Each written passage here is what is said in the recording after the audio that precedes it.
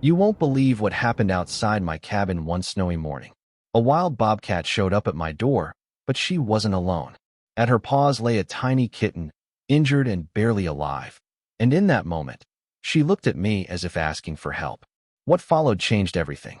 Stay with me till the end to see how this incredible story unfolds.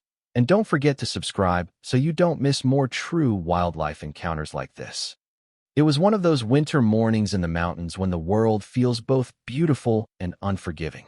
The snow had fallen heavy through the night, coating the forest in silence, and the air was so crisp that every breath turned into a cloud of frost. Clara, who had made her small cabin a sanctuary far from city life, stepped onto her porch with a mug of coffee in her hands.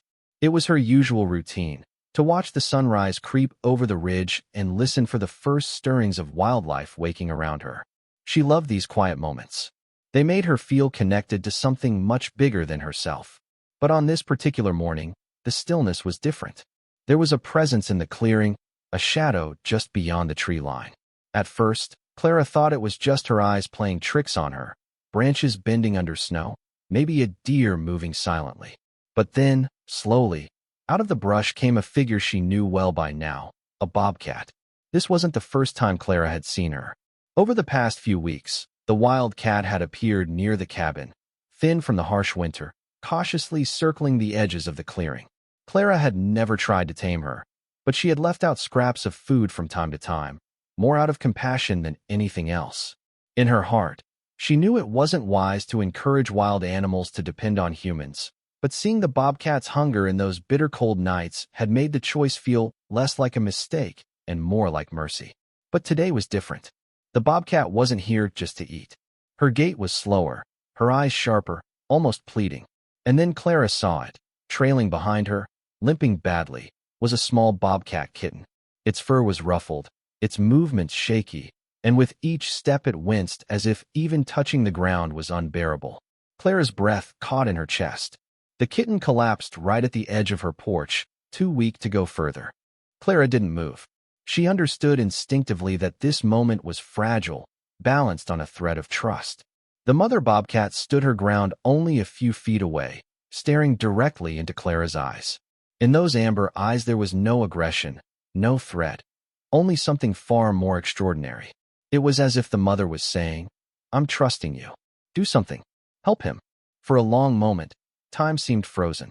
Clara could hear the wind shifting through the pines, the crunch of snow melting from the eaves, even the hammer of her own heartbeat in her ears. She had always respected the boundaries between humans and wildlife, never assuming animals felt or thought the way people did. But here she was, confronted with a wild mother who seemed to break all those rules. This wasn't an accident. The bobcat had brought her injured child to a human's doorstep. Clara knelt slowly, careful not to make any sudden movements that might break the fragile trust between them. She whispered softly, words the bobcat couldn't possibly understand, but that somehow felt necessary. "I'll help him. I promise." Gathering her courage, Clara reached for the small blanket she kept by the door, moving it gently around the kitten. The little bobcat whimpered weakly, its leg bent unnaturally. Clara could see blood in the snow and realized the injury was far worse than she first thought. As she lifted him carefully into her arms, the mother bobcat remained motionless, her gaze locked on Clara, her tail flicking slowly in the snow. For a moment Clara thought the wild cat might attack. After all, she was taking her baby away. But instead, the bobcat lowered her head, almost as if in reluctant acceptance. Clara whispered again, this time more firmly, "I'll take care of him. I won't let him die." With the kitten wrapped in the blanket, Clara stepped back inside the cabin. Through the window, she saw the mother still there, watching. The wild cat didn't follow, didn't charge, didn't vanish into the woods. She just stood in the clearing, ears perked forward, amber eyes glowing with something Clara would later struggle to put into words. Not fear, not anger, not relief exactly, but trust. Raw, risky, extraordinary trust. Clara knew at that moment her life had just changed. What began as a simple act of leaving food on a porch had turned into a responsibility far greater than she had ever expected. She had been entrusted with the most precious thing a wild mother could give, her child's survival. And with that trust came a promise. One Clara wasn't sure she could keep, but she knew she had to try. The blizzard had rolled in during the night, leaving the forest draped in a heavy, suffocating blanket of white. Roads were hidden under sheets of ice, and the trees bowed beneath the crushing weight of snow. Clara stared out at the storm, clutching the frail bundle in her arms. The little bobcat kitten, wrapped in her blanket, barely stirred. His breathing was shallow, every rise and fall of his tiny chest a struggle. She knew that time wasn't on their side. Her first thought was panic. She wasn't equipped for this. She wasn't a vet. She wasn't a wildlife rescuer. She was just one woman in a cabin, living alone on the edge of the woods. What could she possibly do for an injured wild animal? But then she remembered the look in the mother bobcat's eyes, the raw, desperate trust. That look had been a silent plea, a transfer of responsibility. The wildcat had no other choice. She had chosen Clara, and Clara couldn't betray that trust. The nearest wildlife rescue center was almost 2 hours away on a good day, and this was no good day. The roads were icy, the wind howled with blinding snow, and her old truck wasn't exactly built for mountain blizzards. Still, Clara didn't hesitate. She bundled the kitten securely in the blanket, tucked him into a basket lined with towels, and grabbed her keys. When she opened the door, the sight stopped her cold. The mother bobcat was still there, sitting in the snow just beyond her porch. She hadn't moved, hadn't left. Her amber eyes glowed against the pale drifts, fixed squarely on Clara and the bundle she carried. For a long moment, the two mothers, one human, one wild, stood locked in a silent understanding. Clara whispered, her voice shaky but firm, "I'll bring him back. I promise." As she stepped onto the porch, the bobcat didn't retreat. She didn't growl, didn't move forward. She simply stood there, tail flicking slowly, as Clara made her way to the truck. It was as if the animal was watching every step, making sure her baby was really in safe hands. The drive was brutal. The old truck skidded more than once, tires slipping on black ice hidden under the snow. Clara's knuckles were white on the steering wheel, her heart pounding with every turn of the mountain road. More than once she thought about turning back, but then she'd glance at the basket in the passenger seat. The kitten would let out the faintest sound, a weak mewl that barely rose above the roar of the storm, and it fueled her determination. By the time she reached the Wildlife Rescue Center, her nerves were frayed, and her body trembled from adrenaline. She burst through the doors, the basket clutched to her chest, calling for help. The staff rushed forward, quickly taking the bundle from her arms. In a flurry of motion, the little bobcat was carried into the examination room, disappearing behind swinging doors.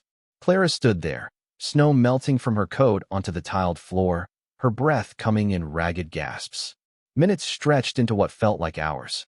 She paced the waiting area, every sound from the back making her heart lurch. Finally, a veterinarian stepped out, her expression serious but not hopeless. "He's in rough shape," she said gently. "Broken leg, frostbite on his paws, severe dehydration. But he's alive, and with immediate treatment, we think he has a chance."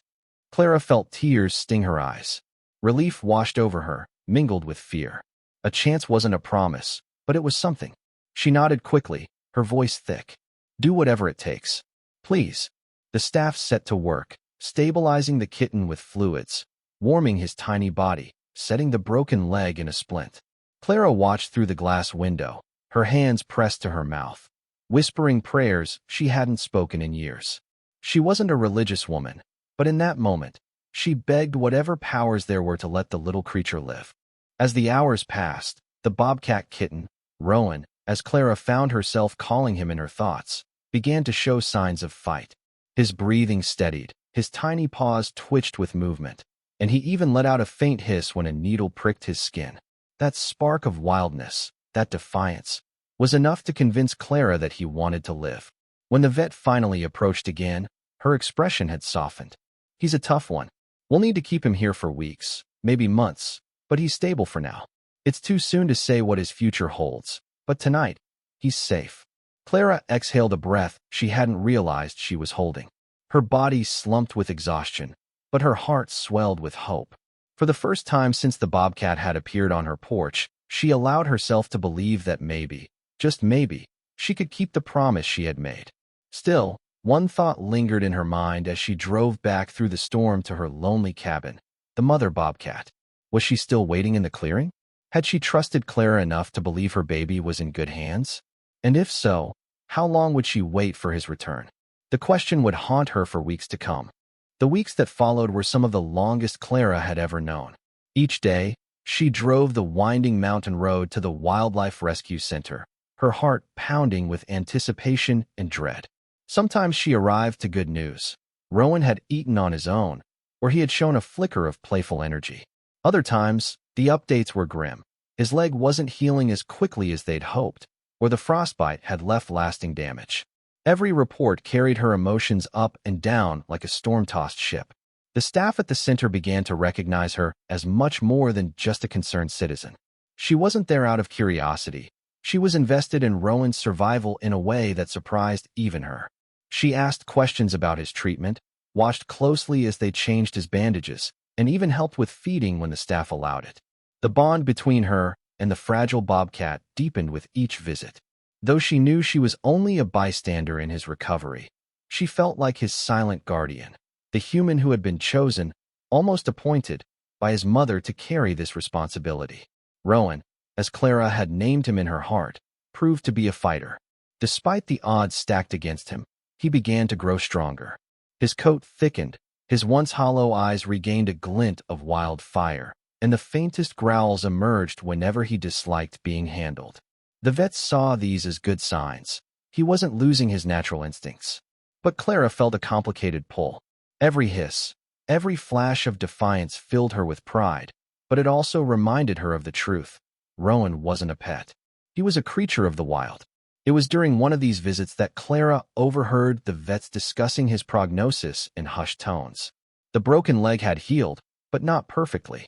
There was a weakness, a slight limp that would likely remain for life. And the frostbite had left his paws sensitive, vulnerable to cold. One of the staff sighed softly. He might never be able to hunt properly again. Releasing him could mean sending him to starve. The word struck Clara like a stone to the chest. She hadn't realized how desperately she had been holding on to the idea of watching Rowan return to his mother one day, bounding through the forest with the strength he had nearly lost. Now, the reality crashed in.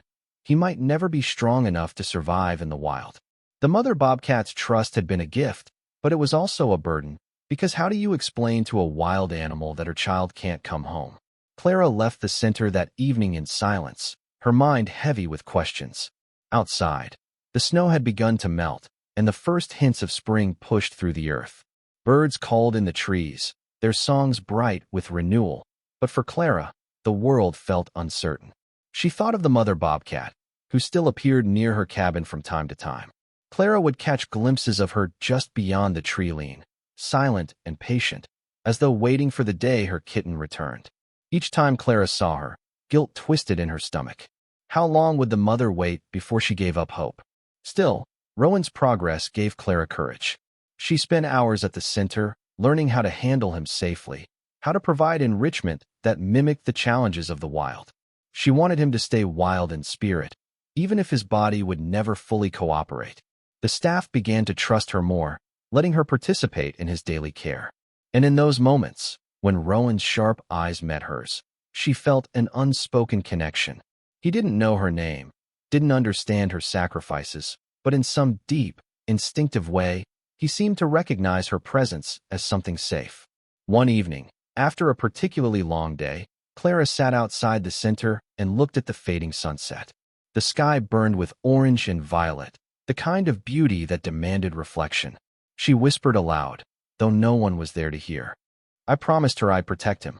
But what if keeping that promise doesn't mean letting him go free? What if keeping it means something entirely different? That question lingered in her mind for days. The vets had made their recommendation clear. Rowan couldn't survive on his own. If he were released, it would be a slow, painful death. But in captivity, he might thrive, if he had space, care, and a chance to live as close to the wild as possible. Clara knew the decision wasn't hers alone to make, but she also knew she couldn't walk away.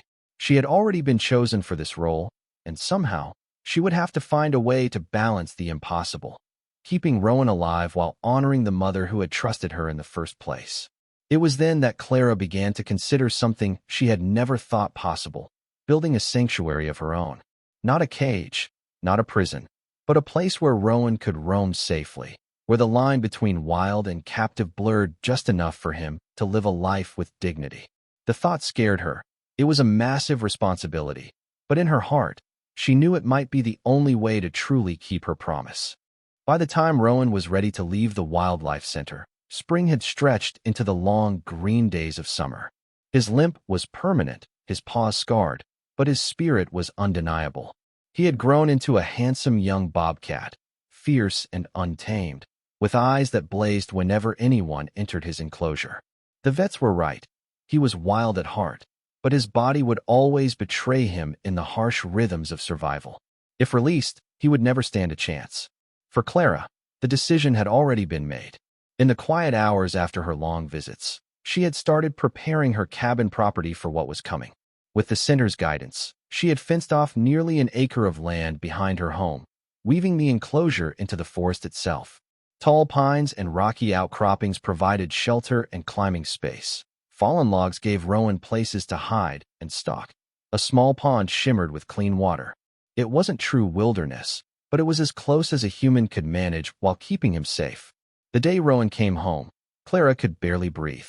The staff helped her transport him in a secure crate, his growls vibrating like thunder from within. She unlocked the gate, slid the crate inside, and stepped back as the door swung open. Rowan bounded out with startling energy, his movements fluid despite the limp. He sniffed the air, ears swiveling, before darting to a cluster of ferns. For the first time since she had met him, Clara saw him move with something resembling freedom. She thought the moment would end there, with Rowan exploring his new sanctuary, but fate had one more chapter to write. Just as dusk painted the sky in shades of rose and gold, Clara noticed a familiar silhouette at the edge of the clearing. The mother bobcat. Her heart lurched. She hadn't seen the mother in weeks and had begun to fear she had moved on. Yet here she was, poised at the tree-line, amber eyes glowing in the dimming light. She had come back, drawn by something Clara couldn't explain. Maybe it was scent, maybe instinct, or maybe, just maybe, it was the promise of reunion. Rowan froze when he noticed her. For a heartbeat, time itself seemed to still. Then he padded toward the edge of the enclosure, stopping just short of the mesh fence. The mother moved closer, her body tense but not aggressive, until only a thin barrier separated them. They didn't touch, not directly, but the air between them pulsed with recognition. Rowan lifted his head and let out a low, rumbling sound, half growl, half chirp, the kind of call only family would understand. The mother responded with a quiet chuff, pressing her nose close to the fence. For minutes, the two remained locked in silent communion, mother and son, together again in the only way the world would allow. Clara stood a few steps back, tears pricking her eyes.